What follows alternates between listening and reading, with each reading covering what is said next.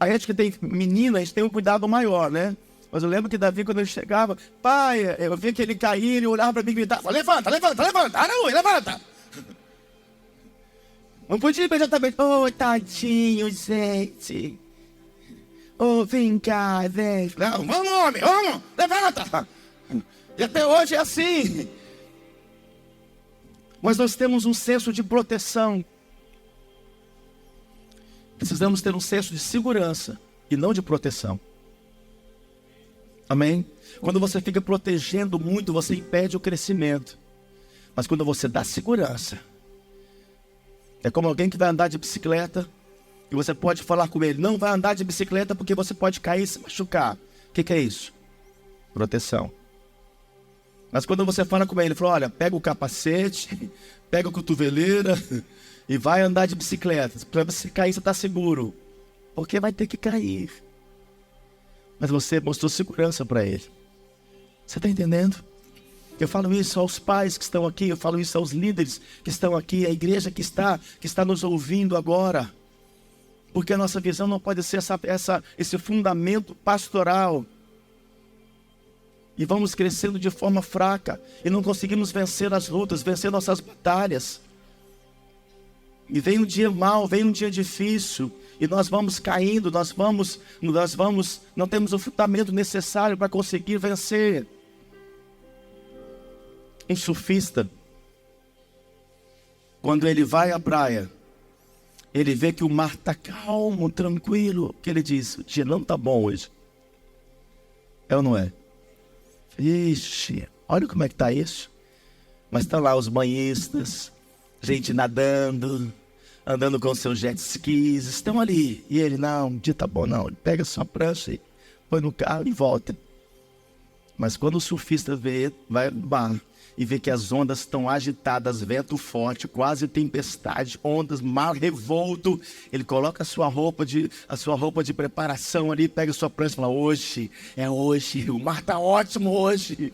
Não tem banhista, mas está cheio de surfista ali.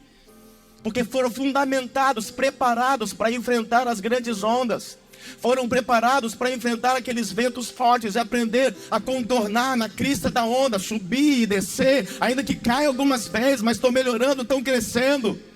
A igreja apostólica é isso. Ela não tem que ficar procurando apenas águas tranquilas para ficar bebendo, não. Ela tem que aprender a andar nos altos mares, enfrentar as tempestades, enfrentar as lutas, enfrentar as ondas grandes e saber que Deus está contigo. Ele é a prancha que te leva a ondas maiores, porque este mar agitado não vai te matar. Este mar agitado, essa tempestade não vai te destruir. Você está na prancha chamada Jesus, que vai te levar a enfrentar o que tem que enfrentar, a lutar o que tem que lutar, e vencer o que tem que vencer. Se você crê, se expressa em nome de Jesus. Aleluia, aleluia, aleluia. E no fundamento pastoral nós encontramos uma igreja cansada, porque o pastor tinha que fazer tudo. O pastor tem que ser profeta, ele tem que evangelizar, ele tem que ensinar, dar treinamento. Ele tem que ter projeto, ele tem que ter estratégia, ele tem que ter tudo. Por isso que pessoas que querem ser cuidadas o tempo inteiro não se desenvolvem. Elas não crescem. E quando há fundamento apostólico, o propósito é fazer com que a igreja cresça e amadureça. Qual é a minha realização como pai? É ver que a apóstola Júlia e o cooperador Davi cresceram e constituíram a família deles. Isso mostra que eles se desenvolveram, eles cresceram. Não ficaram debaixo das minhas asas. Embora de vez em quando vai lá em casa e acha que é o pingo doce. Tem que aprender, é ruim morar perto por causa disso, né? Vai lá em casa, sai com a sacolinha... E entra de novo, sai com a tapaué, visita o armário. Mãe, tá faltando esse negócio aqui de limpeza. Eu falei, pingo doce aqui? O que é? Só falta querer desconto agora. Compra 100, ganha 40. E vai fazendo as compras, mas saiu debaixo das asas. Cresceu, essa é a dinâmica da vida. E assim como fazemos com a nossa família, nós não temos filhos para nós. Amém? nós geramos filhos para o reino. E precisamos liberar os filhos para o reino, como Ana pediu um filho. E se chamou Samuel, e entregou para o reino, para servir ao Senhor. Assim também é a liderança que está gerando filhos para crescerem, desenvolverem, para constituir famílias, casamentos, prosperarem, para acessar os ministérios, para serem apóstolos, profetas, evangelistas, pastores e mestres. Você entende isso? Por isso que o nosso coração não pode ser invertido. Há muitos que estão com o coração de pedra e o rosto de carne. Nós precisamos ter o coração de carne e o rosto de pedra. Isso significa pronto para bater, pronto para apanhar lá fora, pronto para enfrentar as crises, as ameaças, os desempregos que em algum momento vêm, a concorrência que é alta. Não coração endurecido, porque Deus não fez, porque Deus não move, porque Deus não age. Não. Deus nunca perdeu o controle da sua vida. Acontece que você tem que aprender que quando você pede um milagre, Ele te dá um ensino. Porque Deus é pedagógico. Tudo que você precisa já foi liberado, Efésios 2. Tudo que você precisa já foi liberado no reino do Espírito. O que Deus está fazendo não é preparando o milagre, é preparando você para receber o milagre. Ele está forjando você, a tua essência, o teu caráter, porque Ele não quer que as suas conquistas façam com que Ele perca você. Ele é Pai. Ele não quer te dar algo que você vai se ensoberbecer, se perder, se corromper. Ele quer te dar algo que realmente você está maduro para receber. E você vai continuar na presença dEle, com o seu carro, com o seu casamento, com a sua casa, com a sua família. Há um pastor Abílio que contou um milagre aqui agora da casa que conseguiram. Não, mas está um pouquinho longe, não vamos hoje não, amor. Agora é que nós vamos mesmo. Foi Ele que deu, tem que honrar a Ele, agradecer a Ele. Não é receber algo do Senhor e se perder com isso. Por isso nós precisamos desenvolver a nossa salvação. Há uma responsabilidade que está em você, que está em mim. E Paulo escreveu aos Filipenses, capítulo 2, verso 12. Vamos comigo.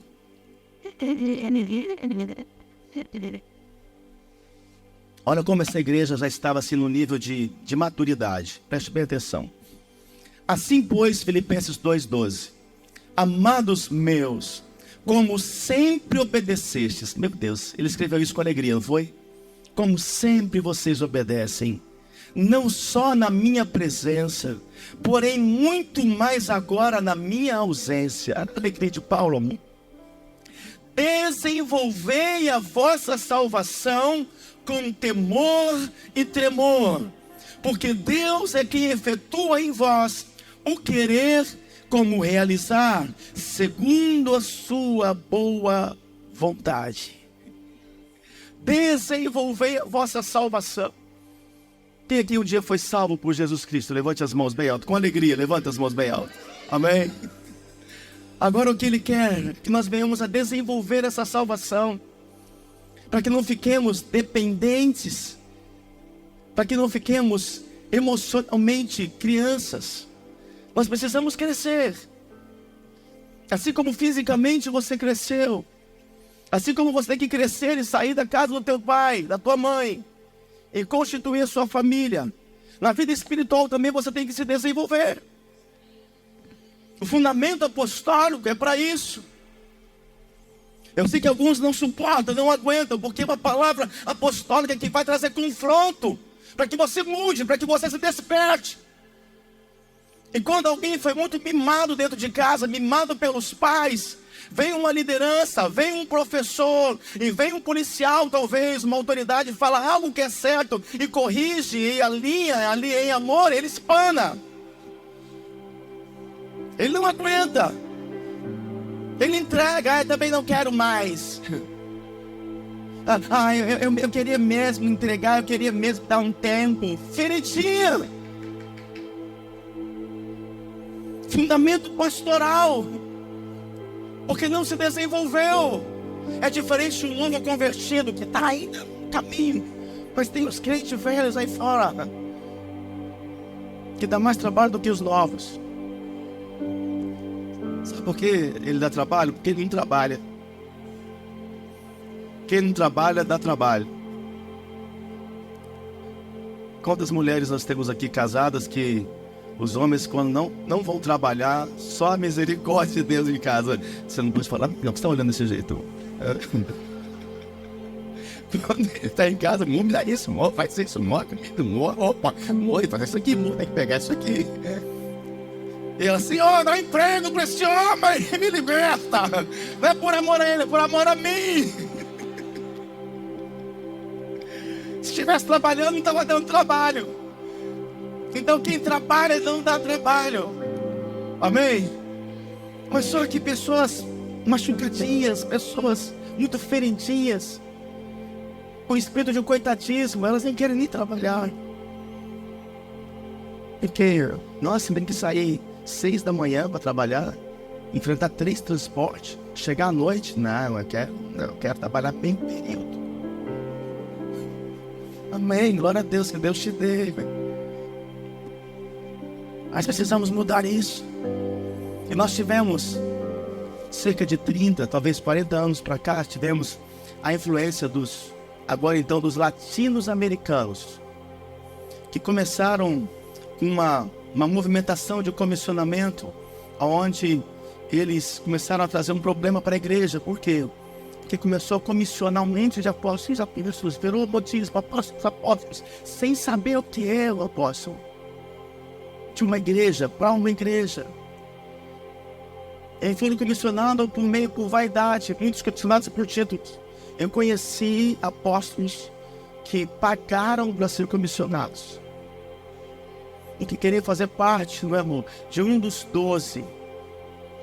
E cada um queria ter os seus 12, seus 12, seus 12. Não importava o caráter, não importava o padrão de familiar, não importava a vida moral dele. Pode ter, vai ser apóstolo, aleluia, preciso ter meus 12, meus 12, meus 12.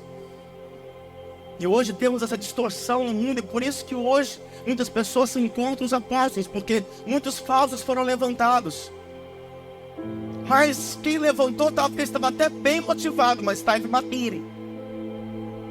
Levantou bem motivado, mas estava com imaturidade. Fez isso precipitadamente. Nós tivemos alguns prejuízos por causa disso na história. Tivemos um problema com a igreja, que o fundamento é pastoral. O movimento foi apostólico, então nós temos que inverter isso. O fundamento é apostólico e profético, visão e execução. O movimento é evangelístico, pastoral e mestral. Enquanto apóstolos e profetas vão fundamentando debaixo de visão, porque a coisa mais importante no profeta não é a boca, como muitos pensam. Porque tem profeta que fala.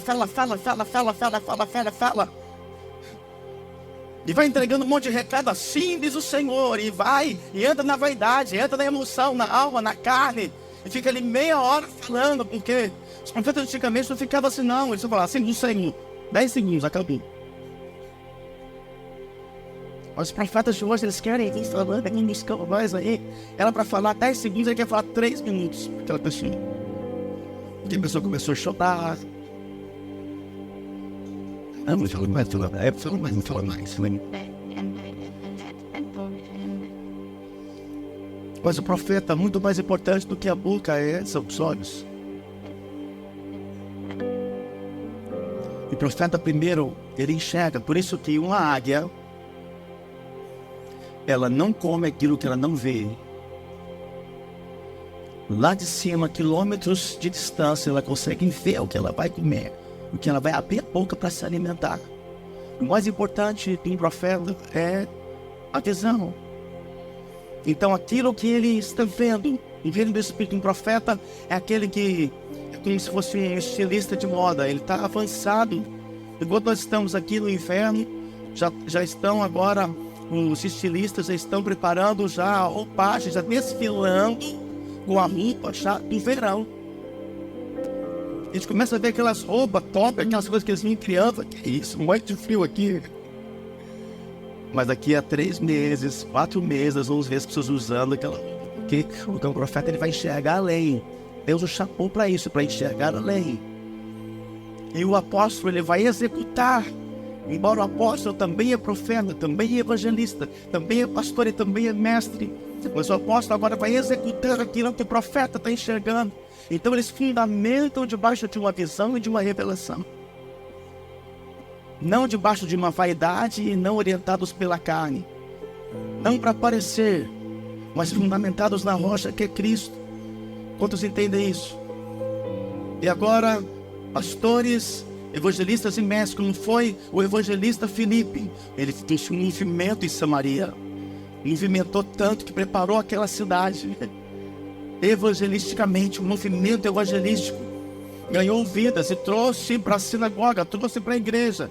E agora qual é o movimento pastoral? O movimento pastoral vai apacentar aquelas vidas, vai cuidar das vidas que os evangelistas ganharam, vai tirar os carrapechos, vai dizer qual é o caminho, vai visitar, vai estar cuidando.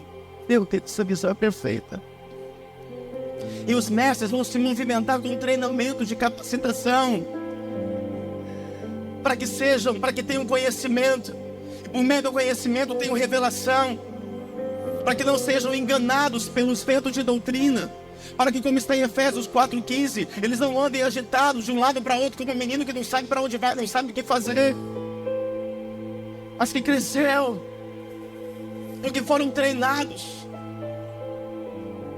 Por isso que nós precisamos de treinamentos. Eu treinei Davi de forma em ferro e fogo. Apóstolo Júlio também. Ferro e fogo com eles. Está dando coisa boa por enquanto. Aleluia. Está dando certo. E vai rompendo.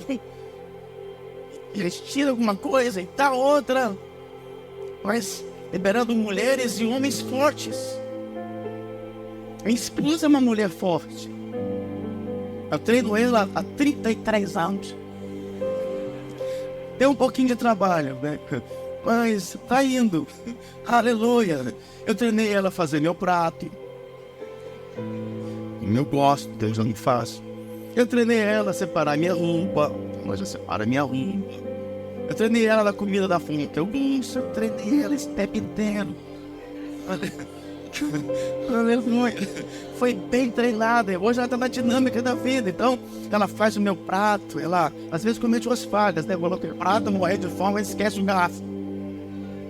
Aí eu vou ensinar algo para vocês, homens, quando a sua esposa colocar o seu prato na mesa e ela esqueceu o garfo e a faca. Você faz bem assim, ó. Não. Quando eu faço assim, minha esposa vai lá e coloca a faca. Mas não tente fazer isso sem antes treiná-la. Vai devagar. Vou chegar lá hoje, bate aqui meu garfo e a faca. Aí voa a panela, voadora, ela vira ninja. Se pegar no dia mal, você tá na água. Vai surfar. Mas foi treinada. Mas tem que ser igual você adestra, né? Com todo respeito, né? Quando você adestra um cachorro, né? Você vai lá, faz isso aqui. Aí ele vai lá, fiquei sem o meu almoço hoje, meu Deus. Tá garantido o aniversário hoje. Aleluia. Então você adestra o animal. Aí depois que ele faz o que você gosta, você vai dar um pedacinho de carne. Não é? Aí o que ela faz? Quando ela vem e faz o que eu gosto, ela fala, amanhã pode ir na Primark, na Zara. Começa na Primark, porque é barato também. Ela vai lá e ela vai feliz, igual pinto no lixo.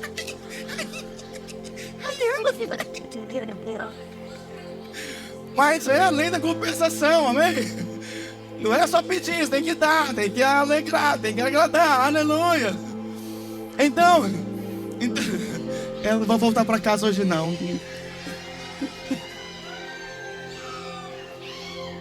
Vasti. De vez em quando eu chamo ela carinhosamente de Bebel. Bebel. Eu só não falo Geza, mas falo Bebel ou Bebel.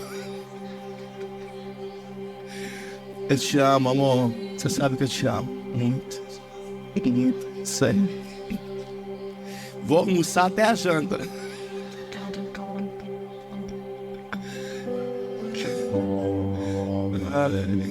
Ai, meu Deus.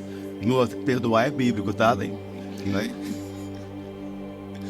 Então, esse movimento mestral, ele vai estar preocupado em capacitar as pessoas. Por isso nós temos um centro de treinamento apostólico, onde estamos fundamentando as pessoas para que elas cresçam na palavra. Se desenvolvam para que cheguem onde tem que chegar.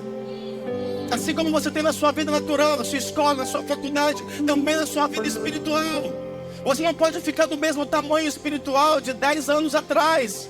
A cada mês tem que crescer, a cada semestre desenvolver, a cada ano se tornar uma pessoa melhor. Por isso, treinamento se aperfeiçoa, treinamento se capacita. E quando vier Simão mágico, quando vier o engano, quando vier a mentira, você vai saber o que é verdade. Você vai estar aprofundado, fundamentado na palavra.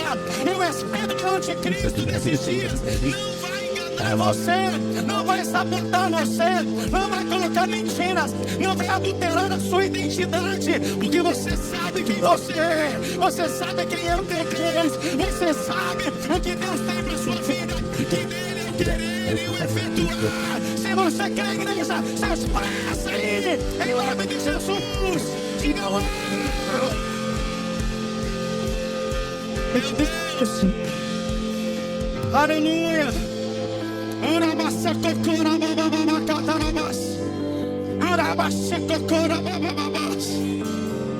Fundamento e movimento, precisamos colocar em ordem isso. Colocando em ordem.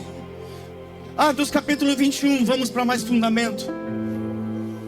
Atos capítulo 21, verso 7. 3 referências, 3 números proféticos. 21, 7, 10. Atos 21, a partir do verso 7 até o 10. A paragem seguinte, depois de sairmos de Tiro, foi Ptolomeida, onde saudamos os crentes. Demoramos-nos junto deles, porém só um dia. Seguimos então para Cesareia e ficamos em casa de Filipe. Olha aí o evangelista que foi salvo. Um dos primeiros 7 diáconos. Um deles foi Estevão, está lá em Atos capítulo 7. 7 representou o aperfeiçoamento daqueles diáconos. Filipe fez parte de um dos 7 que foram separados pelos apóstolos. Os apóstolos viram que eles não poderiam mais ficar num movimento, eles tinham que fundamentar. Eles não poderiam mais ficar cuidando das viúvas, das necessidades. Não, eles tinham que fundamentar. Então ele disse, olha, nós precisamos separar tempo para a palavra e para a oração. Com a palavra, conhecimento. Com a oração eu tenho revelação. Eu vou repetir, com a palavra eu tenho conhecimento, mas com a oração eu tenho revelação. Porque eu busco um conhecimento, mas eu preciso de alguém que me revela. E quando eu busco em oração, você vai receber revelação daquele conhecimento. Porque sem revelação, você vive só a letra. E só a letra, nada. Mas com a oração vem o Espírito sobre a letra. Meu Deus. O Espírito sobre o conhecimento. Então, é importante que você saiba que esses movimentos, como eles são importantes. Assim como aconteceu aqui nesse texto, onde Filipe, o evangelista, um dos primeiros 7 diáconos, olha o nível de diácono. Quando começaram, Filipe era um diácono e foi evangelista. Estevão, um diácono. Eles eram de boa reputação, cheios do Espírito Santo, eles operavam com sinais, com milagres e com curas. Olha o nível da igreja apostólica como baixou de lá para cá. Hoje há diáconos e estruturas que são beberrões, são mentirosos, são violentos em casa, agridem suas esposas, não disciplinam seus filhos, estão envolvidos em pecados sexuais, são infiéis na vida financeira, têm problema de caráter na vida lá fora, problema moral. Olha o nível de diáconos. E nós fomos constituindo, fomos deixando esse nível, fomos baixando o nível e chegamos ao modelo da igreja de Apocalipse. Pensamos que estamos com autoridade, fomos conhecidos, comissionados como líderes. E o Senhor diz, você não sabe que é pobre, seco e nu. Vai comprar ouro e colírio para os olhos. Você está morno. Diáconos serão diferentes. Você entende o modelo da eclésia? Como é importante nós entendermos sobre a igreja, o modelo da igreja. Qual é a igreja que o Senhor tem para esses dias? Então ele continua dizendo no verso 9, ele tinha 4 filhas solteiras que possuíam o dom da profecia. 4 filhas solteiras. E com isso você é indesculpável. Porque evangelista, enquanto estava fazendo a obra lá fora, porque evangelista fica fora, Deus estava cuidando das filhas dentro. Elas profetizavam. As filhas de Filipe, o diácono e agora o evangelista Filipe, eram 4 moças, donzelas, eram virgens. E profetizavam. Que ministério, que família. Aí desde quando eu comecei a fazer a obra, o ministério, se o ministério, minha família acabou. É porque você não soube organizar a sua família. Você tem que ter tempo para a sua família, tem que ter tempo para o seu ministério. Equilíbrio faz parte de uma vida com Deus. Porque não adianta você conquistar, ganhar vidas lá fora e perder a sua família. Mas você ganha a sua família, sabe quando? E como? No dia a dia. Dia a dia. Eu e o apóstolo sempre viajamos muito, tínhamos nossos momentos lá fora, ministrando. E até mesmo quando estávamos no nosso centro apostólico, na nossa base ali em Palmas, o tempo que nós tínhamos em família, eu era intenso em família. A apóstola Julie, até hoje, ela não pode me ver sentado no sofá que ela põe a cabeça e pede uma massagem, um carinho, até hoje. É o tempo de qualidade dela. E ali, fico ali com massagem com ela, é o tempo dela. Porque melhor são os pequenos momentos todo dia do que você separar um momento 2 vezes por ano. Quando estão entendendo o que eu estou falando. E o imperador Davi, em forma de consolidação, a gente sentava ali. Eu tinha treinado o apóstolo, falou, amor, faz um petiscozinho pra gente, né? Não gostei dessa risada, foi meio maligna assim. E de vocês também. Então ela estava ali preparando um petiscozinho, eu estava com o Davi no videogame, jogando com ele, aí a gente conversava, né, amor, o tempo inteiro conversando com o Davi, as coisas da vida, ministeriais. Davi sempre fez muitas perguntas, eu gosto disso, e perguntava as coisas, eu estava ali com ele. Mas ele sabia que quando eu deixava eles ali, que já tiveram o tempo deles, eu ia fazer o que Deus me chamou para fazer, eles não reclamavam disso. Era o tempo de viajar, era o tempo de treinar, era o tempo de ficar ali treinando uma equipe, ficávamos até madrugada e eles em casa. Vocês estão entendendo isso? Nós tínhamos o dia que chamávamos o dia de família, dia do petisco, né, Davi? Lembra? Era às quintas-feiras, amor. Toda quinta-feira nós reservávamos para estar um tempo ali, daí a apóstola fazia pipoca, fazia os petiscos, a gente assistia um bom filme ali, nós 4 em família. Sempre ali juntos.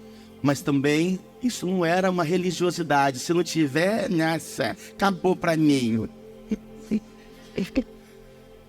Entendeu? Exatamente. Ele assistia o filme junto às quintas-feiras, ele colocava o celular, ele passou 3 anos aqui em Portugal, dos seus 15 aos 18 anos, e a gente assistia junto, né? Lógico, ele não tinha a comidinha que eu tinha, né? Aleluia. Mas ele estava à distância, estava juntos ali. Mas eles foram fundamentados em fundamento apostólico e não pastoral. Então, quando não podíamos estar naquela quinta-feira, eles não ficavam chorando. Não deu, pronto. Dia do aniversário. Não, é porque tem que comemorar no meu dia. Se não for no meu dia, não precisa mais. Que isso, não deu.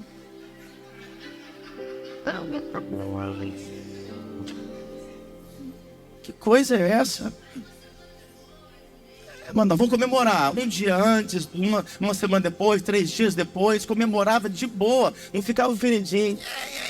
Meu pai não me ama, minha mãe não me ama. Não, para com isso! Não deu!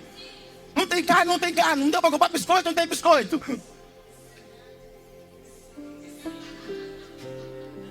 Época de escola, eu lembro da apóstola Júlia, conta a história que eu morro de rir, que era para comprar as apostilas, era muito caro na época. Aí eu tirava cópia. Todo mundo lá com as apostilas, né? As pessoas de melhor condição financeira, colorido, da Júlia, preto e branco. E eles ficou feridinha por isso. Também fica aí só servindo a obra, servindo a igreja, sabe como é que eu tenho? Não. Hoje é cópia, amanhã muda, calma. Hoje nós estamos morando aqui, ali no Manancial Raul. Calma, calma. Deus é pedagógico, Ele está nos ensinando alguma coisa. Tudo aquilo que Deus nos tira é por um momento. E sempre que Ele tira, Ele está nos ensinando alguma coisa. O diabo só tira se tiver brecha. Não tem brecha, é Deus te provando. Deuteronômio capítulo número 8. Eu te deixei passar fome. Eu te humilhei para saber o que estava no teu coração. Ele estava te provando. Quantos entendem que eu estou falando de aleluia? Então, durante a nossa estada de vários dias, fomos visitados por um profeta chamado Ágabo, vindo da Judéia. No verso 11, dirigindo-se a nós, pegou no cinto de Paulo, amarrou os seus próprios pés e mãos com ele e disse: assim diz o Espírito Santo, o homem a quem esse cinto pertence será semelhantemente, amarrado pelos judeus em Jerusalém e entregue aos gentios. Um movimento profético. Como era importante, Paulo era um apóstolo. Agora chega o profeta Ágabo. Paulo, ele ia seguir viagem, e o profeta olha para Paulo, pega o cinto de Paulo, porque Paulo ia seguir viagem, e amarra nos pés e diz: Paulo, assim vão fazer ao homem que colocar os pés lá. Porque Ágabo viu. E agora cabia Paulo executar ou não, atender ou não. Então os apóstolos e profetas vão fundamentando os caminhos.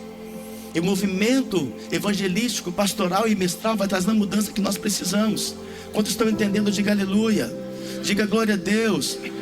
Então é ganhando, cuidando e ensinando. Repita comigo: ganhando, cuidando e ensinando.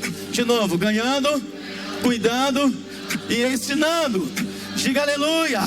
Diga glória a Deus. Por isso que apóstolos também, eles são como pais espirituais. Porque a mãe, que é uma mãe espiritual, assim como uma mãe natural, ela cuida do emocional do filho. É por isso que o filho, quando se machuca, ele vai correr para a mãe. É assim ou não é? A maioria das vezes é isso. Vai correr para a mãe. Eu machuquei, mãe, machuquei.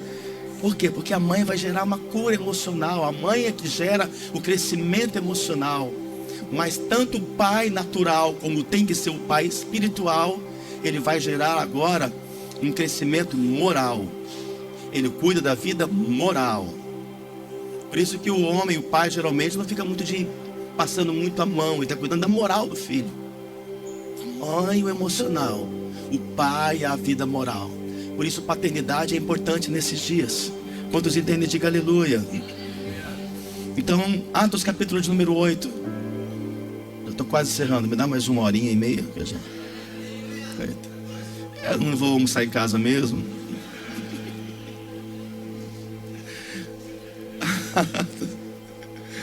Você está rindo? Vou para sua casa então, tá bom? Mais um, cabe? Atos capítulo 8, a partir do verso 9. Preste bem atenção. E estava ali um certo homem chamado Simão, que anteriormente exercera naquela cidade a arte mágica, e tinha iludido o povo de Samaria, dizendo que era uma grande personagem, a qual todos atendiam, desde o menor ao maior, dizendo: este é o grande virtude de Deus. E atendiam-no, porque já desde muito tempo os havia iludido com artes mágicas. Mas como crescem em Filipe, que lhes pregava acerca do reino de Deus e do nome de Jesus Cristo, se batizavam tanto homens como mulheres. E creu até o próprio Simão, e sendo batizado ficou de contínuo com Filipe, e vendo os sinais e grandes maravilhas que se faziam, estava atônito. Os apóstolos, pois, que estavam em Jerusalém, ouvindo que Samaria recebera a palavra de Deus, enviaram para lá Pedro e João, como nós lemos, os quais, tendo descido, oraram por eles. Preste atenção. Oraram por eles para que recebessem o Espírito Santo, porque sobre nenhum deles tinha ainda descido, mas somente eram batizados em o nome do Senhor Jesus. Então lhes impuseram as mãos e receberam o Espírito Santo. Isso o apóstolo João e o apóstolo Pedro colocava as mãos sobre eles e eles recebiam o Espírito Santo. E Simão, lembra de Simão? O que andava com Filipe, Simão, o ex-mágico, então, vendo que pela imposição das mãos dos apóstolos era dado o Espírito Santo, lhes ofereceu dinheiro. Para quê? Imagina ele chegando para o apóstolo Pedro. Nossa, que tremendo isso. Você põe a mão, eles caem. Você põe a mão, eles são cheios do Espírito Santo, começa a orar em línguas, começa a ter esses movimentos. Quanto que é? Daí, eu tenho dinheiro aqui, eu ganhei na mágica no mês passado. Quanto que é? E queria pagar para Pedro. E Pedro, porque era fundamento, a palavra era de fundamento. Olha o que ele diz aqui. E Simão vendo, verso 19, dizendo: dai-me também a minhas de poder, para que aquele sobre quem eu puser as mãos receba o Espírito Santo. Mas disse-lhe Pedro: teu dinheiro vai contigo para a perdição. Traduzindo, para o inferno. Para o inferno com teu dinheiro, Simão. Pois cuidastes que o dom de Deus se alcança por dinheiro. Tu não tens parte nem sorte nesta palavra, porque o teu coração não é reto diante de Deus. Arrepende-te, pois, desta tua iniquidade, e ora a Deus, para que porventura te seja perdoado o pensamento do teu coração. Pois vejo que estás em fel de amargura e em laço de iniquidade. Respondendo, pois, Simão disse: orai vós por mim ao Senhor, para que nada disso disseste venha sobre mim. Agora entenda, Simão foi muito bem intencionado. Nenhum mestre veio treiná-lo, nenhum profeta veio trazer uma revelação de destino, e nenhum apóstolo tinha fundamentado ainda. Ele tinha acabado de ser salvo. Ele precisava agora de fundamento. Então precisamos tomar cuidado como igreja, as pessoas que estão sendo salvas, não cobrar delas o mesmo nível de pessoas que já estão há muito tempo fazendo parte de uma eclésia, de uma igreja. Amém? Porque ainda eles são meninos, e não se cobra aquilo que você não ensina. Amém? Primeiro você tem que treinar essas pessoas, capacitar essas pessoas, fundamentar essas pessoas. E agora Pedro chega diante dele e fala: não é assim, para com isso. Mas ele não discerniu também Pedro. Peraí, acabou de ser salvo, como é que eu vou partir de frente para ele? Porque Pedro era impulsivo, era extremo. Lembra dos extremos de Pedro, né? Hoje eu te amo, Senhor. Não, hoje eu nego o Senhor. Eu digo que amo 3 vezes, eu nego 3 vezes. Estou contigo para onde se eu quiser. E daqui a pouco já não estava mais com ele. Então Pedro era muito extremo, mas era um apóstolo que estava preocupado em fundamentar, em que não acontecessem coisas erradas. E que Simão não podia ser mais um que ia também agora querer fazer as coisas por dinheiro, porque existiam muitos falsos líderes, falsos crentes, que começavam a se vender, se prostituíam e faziam as coisas por dinheiro. Então Pedro agora entra para fundamentar. Diga: Pedro entra para fundamentar. Aleluia. Então entenda isso.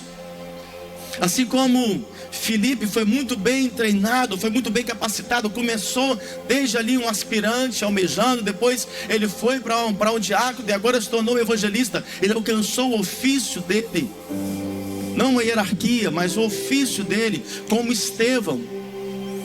O nível era tão profundo de revelação, de intimidade com o Senhor, que ele foi apedrejado, morreu apedrejado e não murmurou. Se ajoelhou e adorou o Senhor.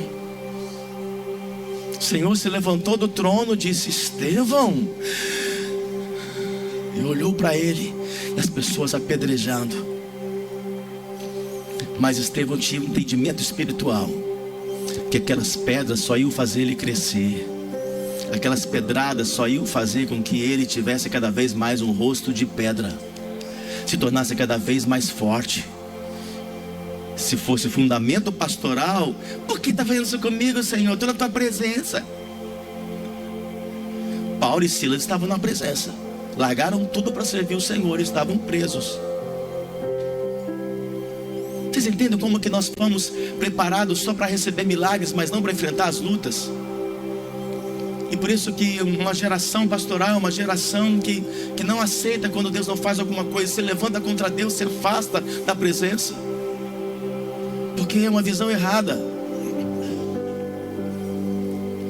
E lá em Pedro, 1 Pedro capítulo 2, verso 5, Estevão não correu, Estevão não desistiu, Estevão não pediu para sair. Sabe por quê? Porque ele sabia que ele era uma pedra viva. E o que jogavam nele era pedra morta. 1 Pedro 2, verso 5. Também vós mesmos, como pedras que vivem, sois edificados casa espiritual para serdes. Olha o propósito. Para quê? Casa espiritual para quê? Salvos para quê? Sermos uma pedra viva para quê? Para serdes sacerdócio santo. Sacerdócio santo. Há um propósito na tua salvação, na tua vida espiritual. Pedra edificada para ser sacerdócio santo, a fim de oferecer sacrifícios espirituais, porque é isso que um sacerdote sempre faz. Ele oferece sacrifícios espirituais agradáveis, não à igreja, não a ele, mas a Deus. A Deus, pastor. Por intermédio de Jesus Cristo. Então a igreja do Senhor é uma igreja com coração de carne, quebrantada, buscava a presença, mas o rosto de pedra. Por isso que Ezequiel 36, 26 está escrito: dar-te-ei um coração de carne. Eu vou tirar esse seu coração de pedra. Eu vou tirar esse coração que petrificou com o abandono, com a rejeição, com a molestação, com a violência, com o divórcio. Eu vou tirar esse coração que petrificou com aquela correção, com aquela exortação, com aquele alinhamento. Eu vou tirar esse seu coração de pedra e vou te dar um coração de carne. Um coração de carne, um coração macio, bom de segurar, não machuca, não fere. Porque só fere quem está ferido. Só fere, as pessoas que ferem são pessoas feridas. Quem está curado não fere. Ele perdoa, compreende, releva. Mas se ele está ferido, ele começa a ferir as pessoas. Ele começa a acusar, começa a falar mal das pessoas, porque ele está ferido, não foi curado. O coração está petrificado por alguma coisa que aconteceu. Então o profeta Ezequiel está dizendo: vou te dar um coração por meio do Espírito Santo. Eu vou te dar um coração de carne. Eu vou tirar esse coração de pedra. Diga aleluia. E é por isso, olha aqui para mim, igreja, que o diabo, o inimigo, usa tantas pessoas para jogar pedra em você, para acusar você, para falar mal de você, para criticar você, para vir com o discurso de fariseu, com o discurso religioso. Em Neemias capítulo 4, já estou encerrando, só para fundamentar aqui no capítulo 4. Tendo Sambalate, olha isso, olha esse episódio, ouvido que edificávamos um muro. Ou seja, sempre que você começa a crescer, você alcança algo, ardeu em ira e se indignou muito e escarneceu dos judeus, da igreja do Senhor. Então falou na presença de seus irmãos e do exército de Samaria e disse: que fazem esses fracos judeus? Olha isso. Que faz essa fraca igreja? Essa igreja fraca, essa igreja mole, permite-se lisar isso? Eles vão sacrificar? Eles vão dar cabo dessa obra num só dia? Olha como que eles viam Sambalá e Tobias. Ele ainda pergunta: renascerão acaso dos montões de pó as pedras que foram queimadas? As pedras queimadas.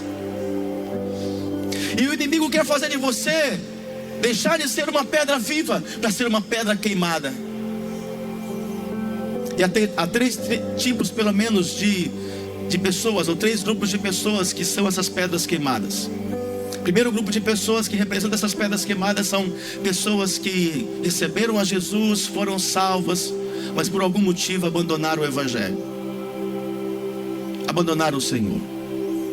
O segundo grupo de pedras queimadas, que se tornaram pedras queimadas, são aquelas pessoas que começaram muito bem, almejavam o ministério, estavam numa estrutura e ali queriam crescer, assumir o ministério do Senhor, assumir o chamado, e por algum motivo que não foi de Deus, deixaram o ministério, abandonaram o seu chamado. Há um outro grupo de pedras queimadas, que são aquelas pessoas que estão dentro da estrutura da eclésia, mas elas estão estáticas, elas estão cansadas, elas estão esgotadas. Elas até estão ali, amam o Senhor, mas não são pedras vivas, foram queimadas. Renascerão do pó essas pedras, se levantarão do monturo, se levantarão da queimada. Por isso nós somos pedras vivas. 1 Pedro 2,5: achegando-vos a ele, a pedra viva, rejeitada pela humanidade, mas eleita e preciosa para Deus. Diga aleluia. Vós também, como pedras vivas, sois edificados como casa espiritual.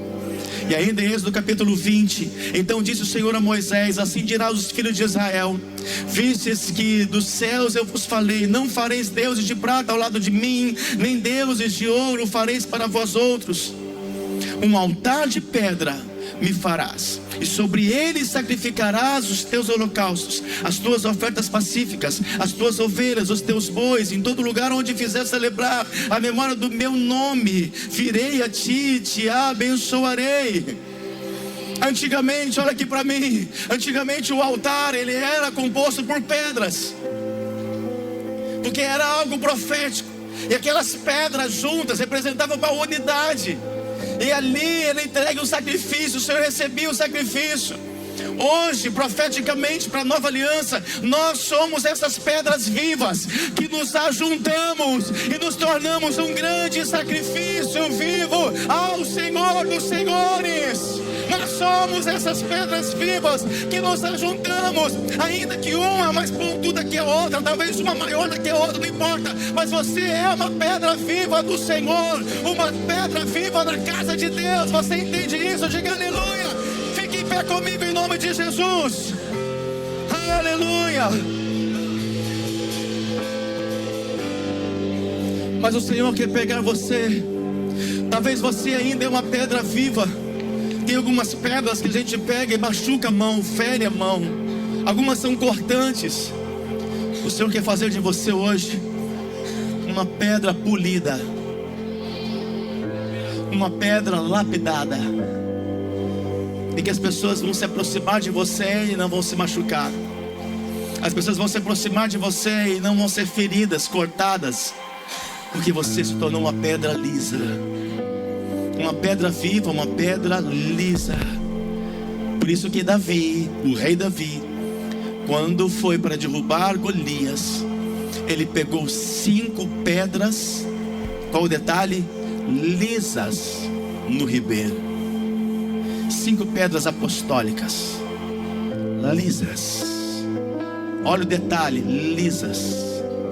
Você tem que ser uma pedra viva, mas uma pedra lisa.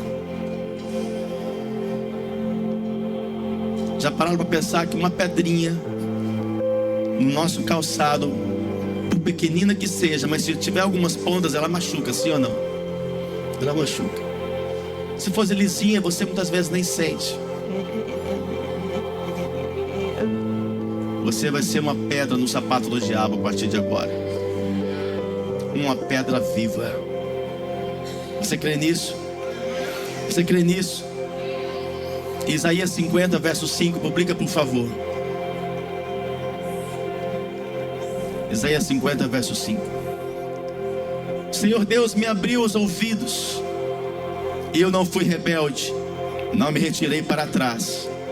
As minhas costas ofereci aos que me feriam, e a minha face aos que me arrancavam os cabelos. Não escondi a minha face dos que me afrontavam e me cuspiam, porque o Senhor Deus me ajuda. Diga aleluia. Assim não me confundo. Por isso eu pus o meu rosto como um seixo. Eu pus o meu rosto como um seixo, pedra, porque sei que não serei envergonhado. Perto está o Senhor e me justifica. Quem contenderá comigo? Compareceremos juntamente. Quem é meu adversário? Chegue-se para mim. Eis que o Senhor Deus me ajuda. Quem há que me condene? Eis que todos eles como roupas se envelhecerão, e a traça os comerá. Fez o meu rosto, amor, como que de pedra. O inimigo pode dar murros, pode bater. Pode vir todo e qualquer tipo de luta, mas seu rosto é de pedra. Coração de carne para o Senhor, rosto de pedra para o inimigo. A igreja apostólica é uma igreja com coração de carne e o rosto de pedra. Quanto mais lançam pedra em você, mais você coloca no teu rosto. Rosto de pedra. O inimigo não vai conseguir vencer você. Você vai suportar. Porque mais importante do que bater é suportar. Você vai cansar o seu adversário, que vai bater, bater, bater, bater, bater. Ele vai cansar e você vai estar em pé. Quantos hoje querem ter esse coração de carne e o rosto de pedra? Um rosto de pedra, isso é muito sério. Não vai ter luta que vai te derrubar. Você não será mais vencido. Não vai haver nocaute que vai te colocar no chão. Não, não. Você vai continuar em pé. Ainda que pessoas te firam, ainda que pessoas te agridam, te caluniem, ainda que pessoas te batam, ainda que venham ventos fortes, tempestades, ainda que venham adversidades, teu rosto é de pedra. Teu rosto é de seixo. Teu rosto é forte. Está firmado no Senhor, como foi o rosto de Paulo, como foi o rosto de Pedro, como foi o rosto dos apóstolos, como foi o rosto de Esther, como foi o rosto de Ruth, como foi o rosto de Abraão, de Josué, de Jesus Cristo.